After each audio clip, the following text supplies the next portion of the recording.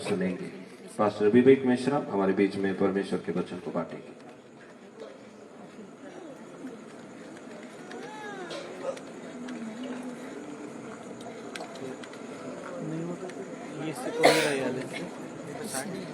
चालू कर दे, लाइव दिखा। प्रेज़ द लॉर्ड,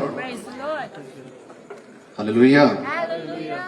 प्रभु का धन्यवाद हो प्रियो आज के शाम के समय के लिए।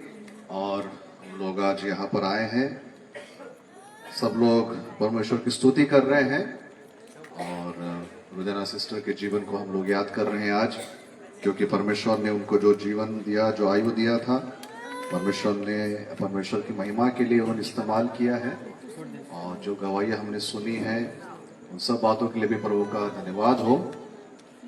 और सबसे पहले मैं परमेश्वर को धन्यवाद देता हूँ कि फिर से एक बार आपके बीच में उसके जीवित वचनों को लाने का मौका मिला है, इसलिए सारी महिमा आदर परमेश्वर को मिले। उसी प्रकार से पास्टर आपको, बारू दीदी को और संपूर्ण परिवार को भी मैं धन्यवाद देना चाहूँगा इस समय के लिए।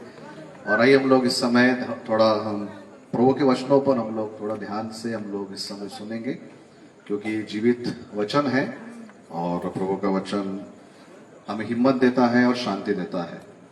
और प्रभु का वचन हमें बताता है कि जैसे हमने जब भी पढ़ा है कि पुनरुत्थान और जीवन मैं ही हूँ, जो कि मुझ पर विश्वास करता है वो यदि मर भी जाए तो भी वो जीवित रहेगा। इन वचनों को लेकर हम लोग अपने आप को हम लोग हिम्मत देते हैं। और प्रिय एक बात अपने को याद रखना है कि हम लोग आज शोक सभा में नहीं आए हैं, है ना, क्योंकि शोक सभा या कंडोलेंस मीटिंग जो है वो विश्वासियों के लिए नहीं है ना। हमने को इस बात को याद रखना है ना। हम लोग आज शोक नहीं मना रहे हैं, जरूर हम लोग दुखी हैं, लेकिन हम लोग आत्मा में आशा को भी पकड़ के रखे हैं, क्योंकि जैसे गवाहियां भी हमने सुनी कि हम कभी ना कभी फिर से एक बार मिलने वाले हैं। तो इसलिए थोड़े दिन का जो हम अलग हुए हैं, इसलिए हमें शोक नहीं मनाना है। बाइबल भी बताती है कि हम लोग निराश न रहे, जिनके पास आशा नहीं, इस प्रकार से हम लोग ना रहे, परंतु हमें आशा पकड़ के हमको रहना है। इसलिए हम लोग जब यहाँ पर बैठे हैं तो हम लोग शोक सभा में बैठे हैं, इस मन से आज हमें नहीं बैठना है। दूसरी बात बाइबल ये भी बताती है प्रियो, सबोपदेशक की किताब इसके 3 अध्याय के 2 वचन में हम जानते हैं कि इस आसमान के नीचे हर एक बात का एक समय नियुक्त किया गया है। और इसलिए सबोपदेशक 3 अध्याय का 2 पद बताता है कि जन्म का समय है और मृत्यु का भी समय होता है। इब्रानियों की पत्री में भी हम लोग पढ़ते हैं कि मनुष्य एक बार जन्म लेता है और उसकी मृत्यु होती है और फिर न्याय का होना नियुक्त किया गया है। और बाइबल बताती है प्रियो, हमारा जीवन एक हवा के समान है, वाप के समान है, बुलबुले के समान है, और क्षण भर में सब कुछ बदल जाता है। इसलिए जब हम आज यहाँ पर बैठे हैं तो हम लोग मृत्यु का वचन नहीं सुन रहे हैं, लेकिन हम लोग मृत्यु में छुपे हुए जीवन के वचन को आज हम लोग आज यहाँ पर सुनने आए हैं। इसलिए हम लोग थोड़ा ध्यान दें इन सब बातों की तरफ, और हम लोग प्रभु के वचन में इस समय हम लोग जाने वाले हैं। प्रियो, जीवन और मृत्यु ये हमारे प्रत्येक के जीवन का एक बहुत ही महत्वपूर्ण भाग है, और हम सब लोग इसमें से जाने वाले हैं। एक समय था रुदेना सिस्टर ने जन्म लिया, हमारे बीच में रहे, और जब समय आया तब वे संसार छोड़कर चले गए, क्योंकि उनका दिन शायद उस समय परमेश्वर ने नियुक्त किया था। तो उन्होंने उस मौत का उन्होंने सामना किया है, और एक ना एक दिन मुझको और आपको भी सबका सामना करना है ना। लेकिन एक बात जो मेरे मन में आ रही है और मुझे ऐसा लगता है कि आज के दिन में हमने उस बात को सुनना चाहिए, वो बहुत महत्वपूर्ण बात है। क्योंकि हम लोग जब यहाँ पर बैठे हैं प्रियो, तो एक वचन हम लोग पढ़ेंगे और फिर उस बात की ओर मैं आपका ध्यान आकर्षित करना चाहूंगा। अगर आपके पास बाइबल है, आप बाइबल में से देख सकते हैं, अगर बुक में है या फिर मोबाइल में है, आप लोग देख सकते हैं। दूसरा राजा की किताब इसका 13वां अध्याय और इसका 14वां वचन हम लोग पढ़ेंगे। दूसरा राजा इसका 13वां अध्याय और 14वां वचन अगर आपने निकाला है तो मैं आपके लिए पढ़ना चाहूंगा। 2 किंग्स चैप्टर 13 एंड वर्स 14 हम लोग एक समय पढ़ेंगे। और वचन ऐसा कहता है कि एलीशा को वह रोग लग गया जिससे उसकी मृत्यु होने पर थी। तब इज़राइल का राजा यहोआश उसके पास गया और उसके ऊपर रोकर कहने लगा, हाय मेरे पिता, हाय मेरे पिता, हाय इज़राइल के रथ और सवारों। एलीशा ने उससे कहा, धनुष्य और तीर ले आ। प्रियो, जिस बात को हम सबसे पहली बात आज हम लोग थोड़े देर में देखेंगे वो ये है, एक सवाल मेरे मन में तो नहीं आया लेकिन शायद कई लोगों के मन में आया होगा कि रुदेना सिस्टर को चंगाई क्यों नहीं मिली। पता नहीं कितने लोग इस बात को सोच रहे होंगे। सही बात है। लेट्स फेस द फैक्ट्स, है ना। बिली ग्राहम ने अपनी किताब पीस विद गॉड में लिखा है, let's face the facts as they are, है ना। हम लोग एक बात को जरूर शायद ये सवाल स्पर्श करके गया होगा। और आज सुबह जब मैं प्रार्थना कर रहा था आज शाम के सरमन के लिए, तो पवित्र आत्मा ने ये बात याद दिलाई कि हो सकता है कि हम में से कुछ लोग हैं जिनके मन में सवाल सता रहा होगा। एक लड़की या एक पत्नी, एक माँ, एक बहन विश्वासी घर से आती है और सेवकाई में है, पूरा फैमिली सेवकाई में है, परंतु उनको एक रोग लग गया, एक रोग, बीमारी आई उनके लाइफ में। और बीमारी आई, करीब 5 साल उन्होंने इस बीमारी को सहा है, तकलीफ हुई, पैसा गया और फैमिली तकलीफ में रो रहे हैं, सब प्रेयर कर रहे हैं। जिनको जिनको इस बात का पता चला, जो उनके करीबी है, क्षेत्रीय परिवार के, हम सब लोग प्रार्थना कर रहे हैं। लेकिन एक समय ऐसा आया कि वो चले गए। तो फिर सवाल ये आया कि रुदेना सिस्टर को चंगाई क्यों नहीं मिली। एलीशा परमेश्वर का एक दास था। बाइबल बताती है एलिया एक बहुत बड़ा भविष्यवक्ता था जिसके द्वारा परमेश्वर ने बड़े अद्भुत चमत्कार के हम लोग जानते हैं। और याकूब की पत्री में बताता है कि एलिया हमारे जैसे सुख दुख भोगी व्यक्ति था और उसने प्रार्थना किया। 3-3.5 साल तक बारिश नहीं हुई और जब प्रार्थना करे बारिश होने लगी। हम जानते हैं बहुत बड़े बड़े अद्भुत चिन्ह चमत्कार एलिया भविष्यवक्ता के द्वारा हुआ। और एलीशा जो था ये उसका चेला था।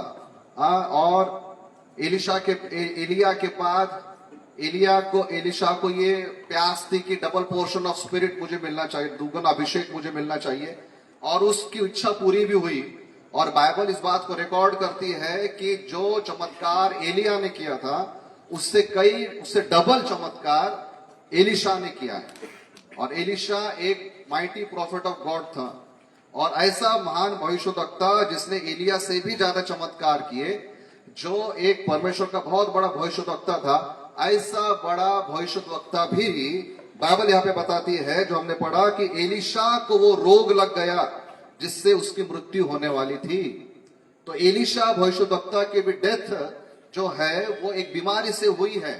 और अगर हम लोग ये कहें, कई बार हमारा प्रभु यीशु मसीह पर विश्वास करने का क्राइटेरिया ये बन जाता है कि अगर कोई व्यक्ति प्रभु यीशु मसीह में है तो उसको कभी बीमारी नहीं होना चाहिए, उसको कभी तकलीफ नहीं होना चाहिए, वो कभी गरीब नहीं होना चाहिए, कभी प्रॉब्लम्स में नहीं जाना चाहिए, कभी आंसू उसके जीवन में नहीं आना चाहिए। और अगर ऐसा कोई व्यक्ति है जिसको दुख आ रहा है तो शायद वो परमेश्वर का जन नहीं है, शायद उसके जीवन में कोई पाप है, शायद वो किसी श्राप के अधीन है, शायद और कोई उसके जीवन में गुप्त पाप है जिसके कारण वो व्यक्ति जो है आज दुख भोग रहा है।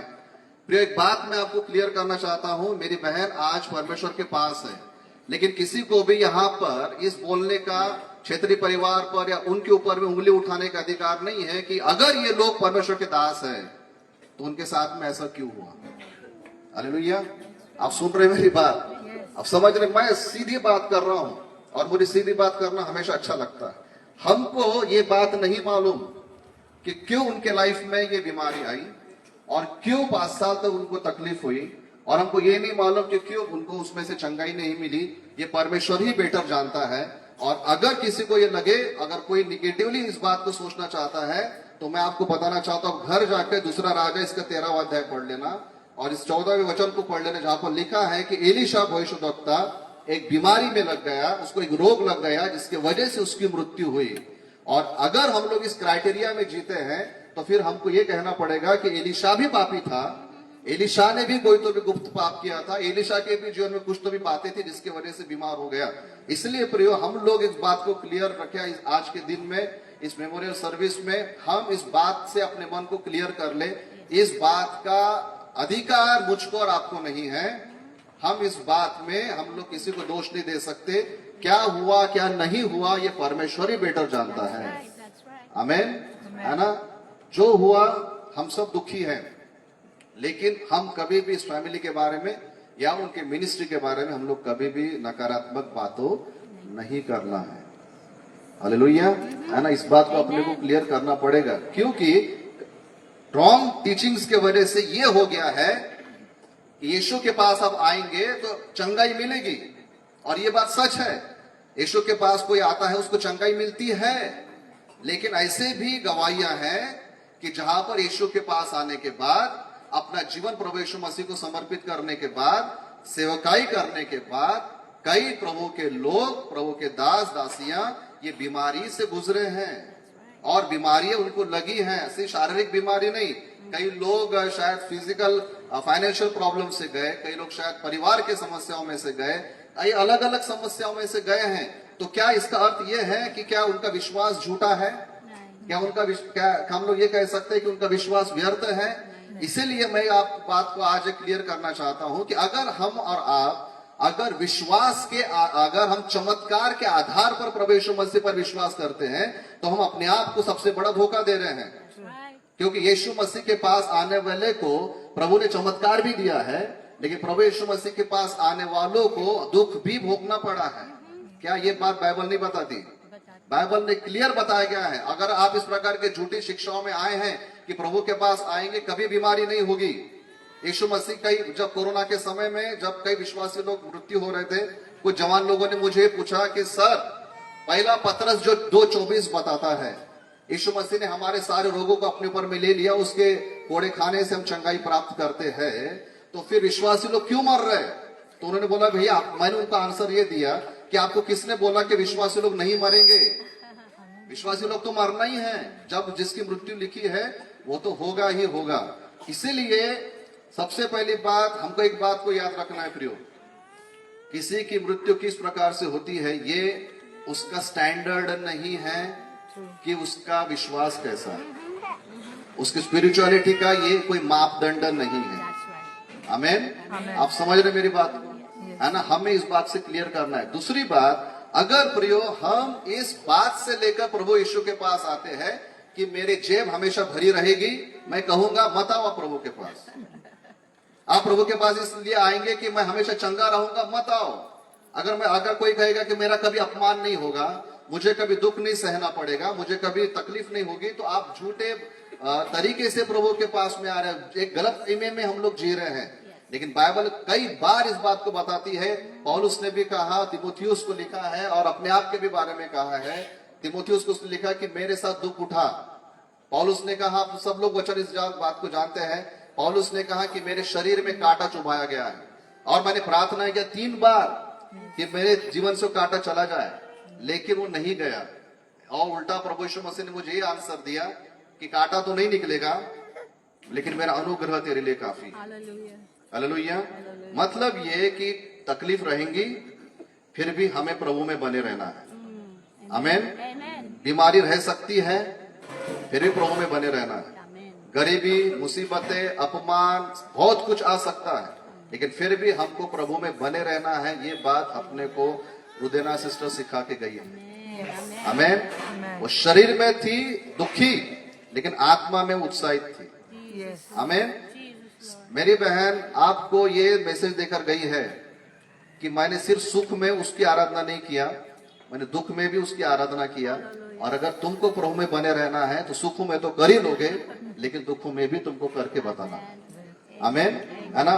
और इसलिए मालूम है क्या, एक बहुत बड़े प्रभु के दास डॉक्टर बिली ग्राहम के बारे में शायद आपने सुना होगा, है ना। बिली ग्राहम सर जिनको परमेश्वर ने पूरी दुनिया में कई लाखों लोगों को प्रभु में लाने के लिए इस्तेमाल किया। ऐसा कहते हैं कि हिस्ट्री में डॉक्टर बिली ग्राहम जैसा कोई इवेंजलिस्ट नहीं हुआ। लेकिन उनके दिनों में हम लोग जानते हैं कि उनको पार्किंसंस डिजीज हुआ था। बिली ग्राहम को कैंसर हुआ, निमोनिया था, और ऐसी अवस्था में उनकी डेथ हुई। हम और आप नहीं बोल सकते कि प्रभु में रहने वाले लोगों को कभी बीमारियां नहीं आएंगी। आमेन। Yes. रेनहार्ड बॉन्के आपने नाम सुना होगा, हीलिंग इवेंजलिस्ट, जिनके मीटिंग्स में मुर्दे भी जिलाए गए, जी. वो भी बीमारी से मरे। Yes. एलिशा भविष्यद्वक्ता भी बीमारी से मरा। आपने सुना होगा फैनी कॉस्बी नाम कर एक लेडी थी, हिम राइटर थी, है ना, जिन्होंने बहुत सुंदर गीत लिखे जैसे ब्लेसेड एश्योरेंस है ना, safe in the arms of Jesus. आपको मालूम है ये बहन जिसने इतने सुंदर गीत लिखे और आज भी इतने सालों के बाद वो गीत गाए जाते हैं, वो जिंदगी भर अंधी रही, Yes. लेकिन फिर भी उन्होंने परमेश्वर के गीतों को लिखना नहीं. बंद नहीं किया। आमेन। इसलिए पहली बात हमें प्रियो इस बात को याद रखना है कि हमको बीमारी या मृत्यु या किसी के दुख के आधार पर उसकी आत्मिकता को जज करने का हमें अधिकार नहीं है। ये कार्य सिर्फ परमेश्वर का है। हमें एक दूसरे से प्रेम करना है, हमें एक दूसरे से अच्छी भावना रखना है, एक दूसरे के लिए प्रार्थना करते रहना है। आमेन, है ना। दूसरा एक और वचन अगर हम लोग पढ़ते हैं यशायाह नबी की किताब इसका 57 अध्याय और एक और 2 वचन, है ना। एक और बात को हम लोग यहाँ पर देखेंगे, यशायाह नबी की किताब इसका 57 अध्याय 57 और एक और 2 वचन कैसा है कि धर्मी जन नाश होता है। कौन नाश हो रहा है? धर्मी जन नाश होता है और कोई इस बात की चिंता नहीं करता। भक्त मनुष्य उठा लिए जाते हैं परंतु कोई नहीं सोचता। धर्मी जन इसलिए उठा लिया गया कि आने वाले विपत्ति से बच जाए। आमीन। वो शांति को पहुंचता है, जो सीधी चाल चलता है वो अपनी खाट पर विश्राम करता है। आमीन। कई बार हम लोग ये सोचते हैं, देखिए फिर से एक गलत कंसेप्ट, हम लोग कई बार ये सोचते हैं कि जो प्रभु में रहेगा उसको 100 साल जीवन मिलेगा, है ना। ये टीचिंग है 120 साल। बाइबल में कहीं नहीं लिखा है कि 120 साल की आयु मिलेगी। वो जो उत्पत्ति की किताब में जो लिखा है उसका मिस इंटरप्रिटेशन किया गया है कि हर एक विश्वासी जन 120 साल जिएगा। वो कॉन्टेक्स्ट के एकदम बाहर है। दूसरी एक गलत फहमी है वो ये कि एक धर्मी व्यक्ति जो प्रभु को जानता है वो उसकी बहुत लंबी आयु रहेगी, क्योंकि भजन संहिता 91 भी बताता है कि दीर्घ आयुष्याने तो तुला आशीर्वादित करेगा ना, लंबी आयु तुमको मिलेगी, लॉन्ग लाइफ। ऑफ कोर्स परमेश्वर लॉन्ग लाइफ हमको देता है, लेकिन ये जो लंबी आयु सभी को नहीं मिलती है। कुछ लोग बहुत जल्दी चले जाते हैं, है ना। और यहाँ पर ऐसा लिखा है कि धर्मी जन नाश होता है ना। ऐसा लिखा है कि भक्त मनुष्य उठा लिए जाते हैं, लेकिन उसका कारण ये बताया गया है कि धर्मी व्यक्ति इसीलिए उठा लिया जाता है ताकि वो आने वाले विपत्ति से वो बच सके। हालेलुया। कुछ तो भी बात थी जो आगे आने वाली थी, जिससे परमेश्वर लोगों को बचाना चाहता था, और इसलिए परमेश्वर उनको जल्दी उठा लिया है। इसीलिए जब धर्मी जन की मृत्यु होती है तो हमें उस बात को, अगर जल्दी मृत्यु होती है तो हमें उस बात को न्याय के दृष्टिकोण से हमें नहीं देखना चाहिए। और इसीलिए भजन संहिता 116:15 ऊपर भी लिखा हुआ है कि यहोवा के भक्तों की मृत्यु उसके दृष्टि में अनमोल है। आमीन। ऐसा लिखा जाना चाहिए था ना कि यहोवा के भक्तों की मृत्यु उसके दृष्टि में तुच्छ है या कोई कीमत की नहीं। ऐसा नहीं है। यहोवा का भक्त चाहे वो बचपन में मरे, जवानी में मरे या बुढ़ापे में मरे, उसकी मृत्यु परमेश्वर के दृष्टि में बहुमूल्य है। हम लोग सोचते हैं कि बुढ़ापे तक जाना चाहिए। अगर प्रभु की इच्छा है तो जाएगा, लेकिन अगर परमेश्वर की इच्छा है कि मेरा भक्त जवानी में मरे या मिडिल एज में मरे या बचपन में मरे, वो मेरी इच्छा है, मैं जब चाहूं उसको अपने पास में ले सकता हूं, तो ये मेरा भक्त है, मैं उसको अपने पास में ले रहा हूं क्योंकि मैं उसको आने वाली विपत्तियों से बचाना चाहता हूं। हालेलुया। इसीलिए कई बार इस प्रकार की मृत्यु को हम लोग होता हुआ देखते हैं, और ये बहुत सारी ऐसी बातें हैं जो हमारे समझ के परे हैं प्रियो। मैं आपको नहीं समझा पाऊंगा, शायद आप समझ नहीं पाएंगे, लेकिन मैं एक ही बात बोलना चाहूंगा। व्यवस्था विवरण की किताब इसका 29 अध्याय के 29 पद में लिखा है, गुप्त बातें परमेश्वर की वश में है। आमीन। जो बातें हमें समझ में नहीं आती वो बातें परमेश्वर के वश में है, और इसीलिए हमको एक ही बात बोलना चाहिए कि परमेश्वर, मैं नहीं जानता ये सब क्यों हो रहा है, लेकिन मुझे तुझ पर विश्वास है। हालेलुया। कई बार हमारी समझ के बाहर बहुत सारी बातें हो जाती हैं, हमें समझ में नहीं आता, हम लोग कैलकुलेट करते रह जाते हैं। हम लोग पूरी हिस्ट्री को स्टडी करके रह जाते कि क्या हुआ क्या नहीं हुआ और क्यों हुआ। हमें कुछ समझ में नहीं आता कि प्रभु जी ऐसा क्यों हुआ। शायद आप लोगों के मन में होगा कि मैं हमारे नरेश पास साहब के मन में होगा कि मेरी पत्नी के साथ ऐसा क्यों हुआ। मिनोरा कह रही होगी कि मेरी मम्मी के साथ ऐसा क्यों हुआ, है ना। माला की परिवार कह रहा होगा कि हमारे बेटी के साथ, बहन के साथ ऐसा क्यों हुआ। वी डोंट नो, हम नहीं जानते। ये सब गुप्त बातें हैं, ये परमेश्वर के वश में है, भले ही हमारे समझ के बाहर है। लेकिन मैं आपसे यही कहना चाहूंगा कि आप बस एक ही बात बोलिए, हमें परमेश्वर पर विश्वास है। वो जो करता है वो योग्य करता है, और हमारे समझ के बाहर है। हमें कुछ इटर्नल प्लान्स होते हैं परमेश्वर के जो हमारे समझ के बाहर है। हमें बस अपने आप को उसको सबमिट करना है। Praise the Lord. जो वो करता है वो अच्छा ही करता है। आमीन, है ना। इसलिए पहली बात हम लोग इस बात को याद रखें। दूसरी बात प्रियो, हमको इस बात को याद रखना है कि एक विश्वासी जन के लिए मृत्यु का क्या अर्थ होता है ना। बाइबल विश्वासी जन के बारे में, विश्वासी व्यक्ति के मृत्यु के बारे में क्या बताती है।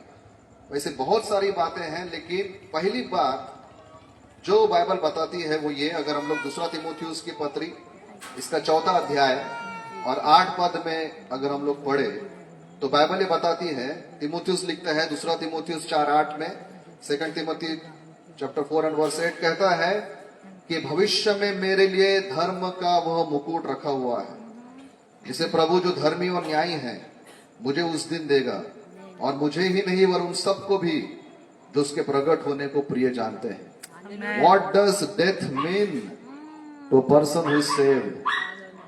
The death, the day he dies, it is his coronation day.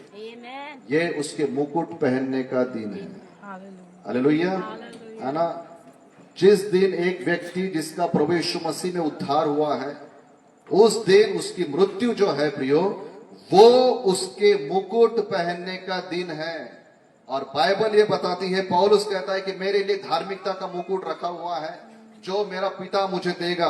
और ये जो मुकुट है प्रियो, ये दर्शाता है विक्ट्री को, है ना। मुकुट पहना जाता है उस व्यक्ति को जो जयवंत होता है। ये मुकुट उसको दिया जाता है जिसको आदर दिया जाता है। और बाइबल ये बताते हैं प्रियो, जो परेशानियों में, जो निराशा में, जो सताव में, जो हर प्रकार के तकलीफों में और यहां तक मृत्यु तक जो परमेश्वर में विश्वास योग्य रहता है, बाइबल बताती है उसको ये मुकुट दिया जाता है। और उदयना सिस्टर ने अपनी मृत्यु तक इस विश्वास को बनाए रखा, और उनको परमेश्वर जरूर ये धार्मिकता का मुकुट देने वाला है। आमीन। और अगर आप और मैं इस धार्मिकता के मुकुट को पाना चाहते हैं तो हम लोग हमारे जीवन को देखें और यही कोशिश करें कि मृत्यु तक मैं विश्वास योग्य रहूंगा, और अगर मैं मृत्यु तक विश्वास योग्य रहूंगा तो ये धार्मिकता का मुकुट मुझे भी मिलने वाला है। आमीन। हम लोग आज इस दुनिया में बहुत सारी बातों में बिजी हैं, लेकिन क्यों ना हम लोग दूसरा तीमुथियुस 4:8 के अनुसार हम लोग ये सोचे कि नहीं, मैं भी ये धार्मिकता का मुकुट प्राप्त करना चाहता हूँ। आमीन, है ना। हमारी बहन चलेगी आगे, धार्मिकता के मुकुट उनको मिलेगा। हमारा क्या, हमको भी उस चीज के लिए अपने को हमको तैयार रहना चाहिए। आमीन। पहली बात, मृत्यु एक विश्वासी जन के लिए मुकुट पहनने का दिन है। इसलिए डीएल मूडी जो बहुत बड़े प्रभु के सेवक थे, इवेंजलिस्ट थे, उन्होंने ये कहा था कि the earth is receding, heaven is opening, this is my coronation day. उन्होंने ये बोला था कि दुनिया, पृथ्वी मुझसे छूट रही है, स्वर्ग मेरे लिए खुल रहा है, और ये मेरे मुकुट पहनने का दिन है। आमीन। ये व्यक्ति वही बोल सकता है जो प्रभु यीशु मसीह पर विश्वास करता है। हालेलुया। मौत हमारे लिए दर्दनाक नहीं है, मौत हमारे लिए दुख की बात नहीं है। जब एक अन्य व्यक्ति अगर मरता है तो हम लोग कहते हैं कि अरे बहुत बुरा हुआ, अच्छा नहीं हुआ, ये नहीं होना चाहिए था। लेकिन विश्वासी लोग एक बात जरूर बोलते हैं, आज वो परमेश्वर के पास है, इसलिए हम लोग उसमें भी आशा रखते हैं। हालेलुया। ये हमारे मुकुट पहनने का दिन है, इसलिए हम लोग कभी इस बात की निराशा में न रहे। आज नहीं तो कल मुझको और आपको भी वहां पर जाना है। सवाल यह है प्रियो कि क्या हम मुकुट पहनने की तैयारी में है क्या। आमीन, है ना। दूसरी बात, मृत्यु क्या है प्रियो। प्रकाशित वाक्य की किताब इसका 14वां अध्याय और 13 पद ये बताता है, और मैंने स्वर्ग से ये शब्द सुना कि लिख, जो मुर्दे प्रभु में मरते हैं वे अब से धन्य हैं। आत्मा कहता है कि हाँ, क्योंकि वे अपने परिश्रमों से विश्राम पाएंगे और उनके कार्य उनके साथ हो लेते हैं। What does death mean to a person who is saved? एक उद्धार प्राप्त व्यक्ति के लिए मौत क्या है मालूम? पहली बात तो यह है कि उसको मुकुट पहनाया जाएगा। दूसरी बात यह है कि वो उसके अनंत विश्राम का दिन है। अब वो हमेशा के लिए आराम करेगा। हालेलुया। उसने धरती पर बहुत कार्य कर लिए, अब प्रभु बोलता है कि आजा, अब मेरे विश्राम में तू प्रवेश कर। और प्रभु का एक बहुत सुंदर वचन जो कहता है कि जो मुर्दे प्रभु में मरते हैं, प्रभु में मरते हैं, प्रभु के बाहर नहीं, जो प्रभु में होकर मरते हैं, बाइबल बताती है कि अब से वो धन्य है। जीवित व्यक्ति को धन्य कहा जाएगा, पैसे वाले व्यक्ति को धन्य कहा जाएगा, अच्छे हेल्थ के व्यक्ति को धन्य कहा जाएगा शायद दुनिया के नजरों से, लेकिन बाइबल बताते हैं कि जो मुर्दे, जो लोग प्रभु में होकर मरते हैं वो धन्य है। आमीन। हम धन्य किसको कहेंगे? जिसका बंगला है, जिसके कारी गाड़ियां हैं, सोना चांदी है, हम लोग कहेंगे कितना आशीषित है। और धन्य जो शब्द है इसका बाइबल मीनिंग बताती है कि ब्लेसेड आर दे, वो आशीषित है। तो वो लोग जो प्रभु में होके मरे वो आशीषित है, और जो लोग पैसों में, बाकी सब बातों में भरपूर है लेकिन प्रभु में नहीं मर रहे वो श्रापित है। इसलिए इस बात को हमने हमेशा ध्यान देना चाहिए कि मेरा जेब कितना भरा है दैट इज नॉट इंपॉर्टेंट, मेरी हेल्थ कितनी अच्छी है दैट इज नॉट इंपॉर्टेंट। ज्यादा महत्वपूर्ण बात यह कि मेरा रिश्ता मेरे परमेश्वर के साथ में कैसा है। और यही सवाल मैं आज आपके साथ भी रखना चाहता हूं। संसारिक की बातों ठीक है, हम इन सब चीजों की आवश्यकता, इसका एक अलग महत्व है, लेकिन क्या मैं और आप प्रभु में हैं? क्या आप प्रभु में पाए जाते हो?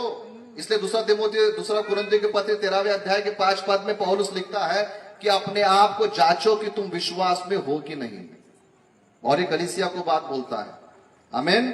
तीसरी बात, मैं थोड़ा जल्दी जाऊंगा, और तीसरी बात यह है कि मृत्यु जो है वो एक विश्वासी व्यक्ति के लिए क्या है? दूसरा कुरिन्थियों के पत्र इसका 5वां अध्याय और पहले पद में लिखा है, दूसरा कुरिन्थियों 5:1 बताता है, क्योंकि हम जानते हैं कि जब हमारा पृथ्वी पर का डेरा सरी का घर गिराया जाएगा तो हमें परमेश्वर की ओर से स्वर्ग पर एक ऐसा भवन मिलेगा जो हाथों से बना हुआ घर नहीं परंतु चिरस्थायी है।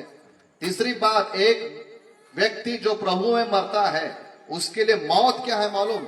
उसके लिए मौत है घर बदलने का दिन। उसका घर बदल रहा है। कल गवाही देते समय भी अना फ्यूनरल में किसी सिस्टर ने वही बोला था ना कि उन्होंने घर बदल दिया है, एड्रेस बदल दिया है कि नहीं? जब एक मसीही व्यक्ति मरता है तो जिस प्रकार से हम लोग एक कमरे में से दूसरे कमरे में जाने के लिए दरवाजे से प्रवेश करते हैं, तो वैसे ही मौत हमारे लिए एक दरवाजा है जो हम लोग एक कमरे में से दूसरे कमरे में जाते हैं। यहाँ पर तो हम लोग संसारिक घर में है, लेकिन दरवाजे से पार होकर फिर हम लोग हमारे पिता के अनंत घर में रहते हैं। और एक बात बताओ, वो घर इतना अच्छा है कि कूलर की जरूरत नहीं, वहां पे एसी की जरूरत नहीं है, वहां पे सब महिमामय एटमॉस्फेयर है जो यहाँ पर अपने को कभी नहीं मिलेगा। हालेलुया। मैं नहीं जानता कि आप लोग सुन रहे हैं या सो रहे हैं। सुन रहे हैं? हाँ, मैं जानता हूं कि शायद खुशबू भी आ रही होगी, लेकिन वचन की खुशबू ज्यादा अच्छी है। हालेलुया। मौत क्या है? एक विश्वासी व्यक्ति के लिए उसका घर बदलने का दिन है। इसलिए डॉक्टर बिली ग्राहम ने उनकी मौत के पहले, या एक मैसेज में मैंने सुना था, जो एक बात कही थी, मैं आपके लिए पढ़ना चाहता हूं, जो मुझे बहुत टच हुआ है, और वो ये है, बिली ग्राहम ने कहा था, someday you will read or hear that Billy Graham is dead. Don't you believe a word of it. I shall be more alive than I am now. I will just have changed my address. I will have gone into the presence of God. Billy Graham ने क्या कहा? किसी दिन तुम सुनोगे या पढ़ोगे कि बिली ग्राहम मर चुका है, तुम इसकी एक भी बात पर यकीन मत करना, मैं अभी से ज्यादा जिंदा हो जाऊंगा। मैंने बस अपना पता बदल लिया होगा, मैं परमेश्वर की उपस्थिति में चला गया होगा। हालेलुया। वो ये कहते हैं कि जब मैं मृत्यु होगी और कोई सुनेगा कि बिली ग्राहम मर गया है, उस दिन समझ जाना कि मैं आज जितना जीवित हूं उससे मैं डबल जीवित हो जाऊंगा जब मैं प्रभु में मरूंगा। आमीन। जब तुम सुनोगे कि बिली ग्राहम मर चुका है, तो आप लोग समझ जाना कि मैं अब परमेश्वर के घर में गया हूं, मैंने सिर्फ मेरा एड्रेस बदल दिया है। और आज रुदेना सिस्टर यही बोल रहे हैं कि मैं अच्छे घर में आई हूं, मैं मरी नहीं हूं, लेकिन मैं डबल जिंदा हो गई हूं।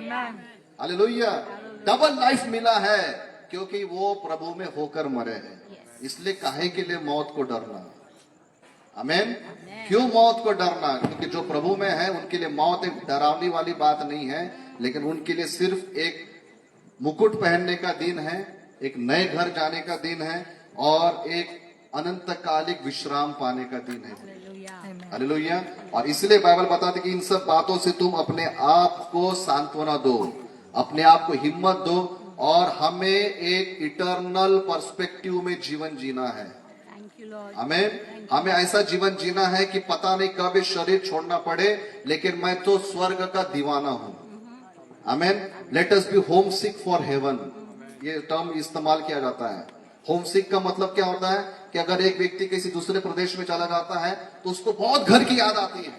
ऐसा लगता है कि मैं चला जाऊं, वो बीमार भी हो जाएगा शायद उसके लिए, कि बुखार ला लेगा, क्योंकि मुझे घर की बहुत याद आ रही है। हमें स्वर्ग के लिए होमसिक हो जाना है कि पता नहीं मैं कब जाऊंगा। इसलिए पौलुस कहते हैं दूसरा कुरिन्थियों 5वें अध्याय में कि हम तो कराहते हैं, वो कहता है कि हम तो तड़पते हैं कि मैं कब ये शरीर छोड़कर मैं मेरे पिता के घर में जाऊं, लेकिन थोड़ा सा काम यहां पर बाकी, इसलिए मुझे रहना पड़ता है। हालेलुया। हम लोग इसलिए स्वर्गीय बातों की धुन में रहे, जो कुलुस्सियों के पत्र 3 अध्याय में हमने को पढ़ने के लिए मिलता है कि तुम धरती पर तो रहो, लेकिन तुम्हारा जो मन जो है जो स्वर्गीय बातों के ऊपर में लगा रहे। आमेन। और यही मैसेज आज बहन अपने को आज दे रही है कि हमें स्वर्ग की ओर अपने ध्यान को लगा के रहना है। और ये सब बातें इसलिए हुई क्योंकि एक जन आया था 2025 साल पहले, शरीर लेकर आया, ब्लड लेकर आया। वो था परमेश्वर का पुत्र, जिसने मनुष्य का रूप धारण किया। आप और मैं शरीर में थे, और शैतान मृत्यु के द्वारा हम पे राज्य करता था। और उसने बोला कि अब मैं सर्जिकल स्ट्राइक करूंगा। सर्जिकल स्ट्राइक का मतलब मालूम है ना? घर में घुस के मारना। प्रभु यीशु मसीह स्वर्ग छोड़ा, शरीर में आया, यहां पर जिया, शरीर में होके मर गया। शैतान को लगा कि मैं जीत गया हूं, लेकिन तीसरे दिन मेरा और आपका प्रभु मुर्दों में से जी उठा और वो मौत को हरा के बाहर आया। और इसीलिए हम लोग कह सकते हैं, जैसे यीशु मसीह ने कहा कि मैं जीवित हूं, इसलिए तुम भी जीवित रहोगे। आमीन। और सवाल यह है कि क्या हम प्रभु यीशु मसीह पर विश्वास करते हैं? है ना? हमने ये वचन पहले भी सुना। यूहन्ना 11:25 कहता है कि यीशु मसीह ने कहा कि पुनरुत्थान और जीवन मैं ही हूं, बिना मेरे द्वारा कोई पिता के, अगर कोई मुझ पर विश्वास करे और यदि वो मर भी जाए तभी भी वो जिएगा। आमीन। ये क्यों हुआ? क्योंकि यीशु मसीह हमारे लिए मरा और हमारे लिए मुर्दों में से वो जी उठा है। आमीन। और हमें इस बात पर विश्वास करना है। इसलिए प्रकाशित वाक्य 1:8 में कहते हैं कि मैं मर गया था, लेकिन अब मैं युगान युग के लिए मैं जीवित हूं। हालेलुया। और इसलिए एक स्टोरी बताकर मैं समाप्त करूंगा। प्रभु यीशु मसीह ने हमारे लिए मौत के डर को दूर कर दिया है। एक गार्डन में एक पिता और उसका बेटा खेल रहे थे, और अचानक वहां पर एक मधुमक्खी आई, एक कीड़ा आया, और उसने पिता को डंक मार दिया। और पिता बहुत चिल्लाया, क्योंकि उसको बहुत उस डंक के वजह से उसको काफी तकलीफ हो रही थी। अब बेटे ने देखा कि मेरे पिताजी को भी बहुत तकलीफ हो रही है, इसलिए उसको अब लगा कि ये जो कीड़ा है मेरे पास भी आएगा और मुझे भी डंक मारेगा, और मुझे भी वैसी तकलीफ होगी जैसे मेरे पिताजी को हो रही है। और वो डरने लगा, इधर उधर भागने लगा, और पिता के पास में आया और पिता को बोलने लगा कि पिताजी मुझे बचा लो, ये कीड़ा मुझे डंक मारेगा।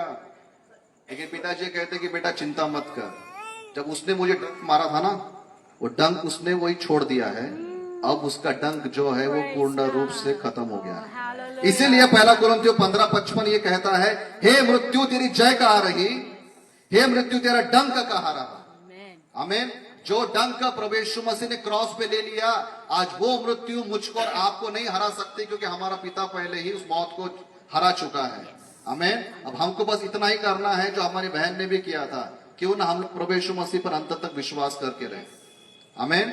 प्रभु यीशु मसीह को माने, अपने दिल में जगह दे, उसको उद्धार करता माने, और जब भी मौका आए कि प्रभु कहे कि विवेक चल घर जाने का समय आ गया है, हमको कहना चाहिए कि पापा मैं रेडी हूं। आमीन। है ना? ये बोलना चाहिए कि मैं I am ready to come. Hallelujah. ये विश्वास हमारे अंदर में प्रिय होना बहुत जरूरी है।